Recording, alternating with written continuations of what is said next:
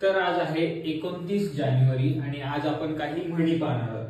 म्हणी म्हणजे बघा, म्हणी म्हणजे काय असतं माहितीये का, की खूप 10 वाक्य बोलण्याऐवजी असं एकच वाक्य जेव्हा आपण बोलतो की त्या 10 वाक्यांचा सार त्या वाक्यामध्ये सामावलेला असतो, त्या वाक्याला आपण म्हणी म्हणतो. जसं बघा, आयत्या बिळात नागोबा वगैरे असे शब्द आपण वापरतो नाही का, तर त्यालाच म्हणी म्हणतात. आता आपण काही अशा आज 5 ते 6 म्हणी पाहूया. पहिली म्हण आहे, 5:50 आचारी वरणात मीठ भारी. आता तुम्हाला या म्हणीवरूनच त्याचा अर्थ कळला असेल, तरी पण आपण त्याचा एकदम व्यवस्थित अर्थ पाहून घेऊया. कारण तुम्हाला जेव्हा एमसीक्यू मध्ये म्हण विचारली जाते तेव्हा तुम्हाला डायरेक्ट तिचा अर्थ चूज करावा लागेल. तर याचा अर्थ आहे, अनेकांच्या वेगवेगळ्या विचाराने कामाची वाट लागते.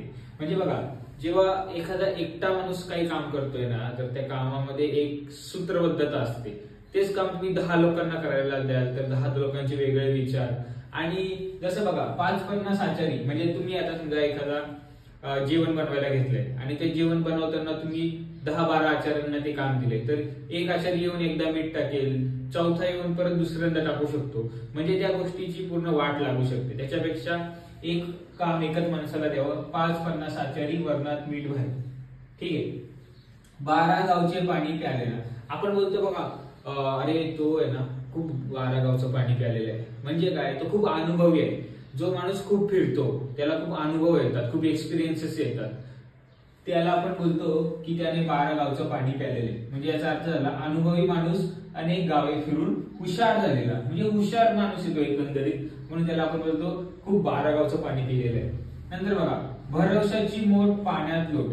आता मोठ हा शब्द काय माहिती का, पूर्वी असं असायचं की जेव्हा पूर्वी आता आपल्याकडे असं बाटल्या वगैरे आहेत पाणी वाहून न्यायला, तर पूर्वी एक अशी पिशवी असायची, तिला मोठ असं बोलायचं.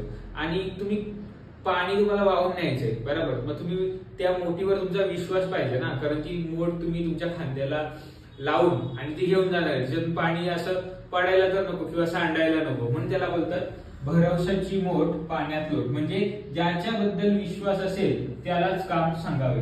तुमचे 2 मित्र आहेत, एका मित्रावर तुम्हाला खूप विश्वास आहे आणि दुसरा काम करेल याची गॅरंटी नाहीये, मग तुम्ही पहिल्याच मित्राला सांगाल ना ज्याच्यावर तुमचा विश्वास आहे. म्हणूनच त्याला बोलतात की भरवशाची मोठ पाण्यात लोट. ए रे गोट्या पड माझ्या पाया.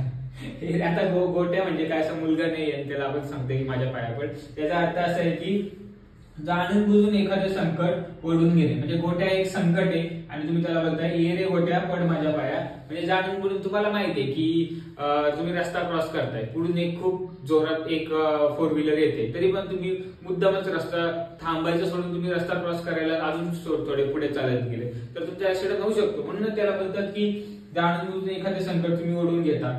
ए रे गोट्या पड माझ्या पाया.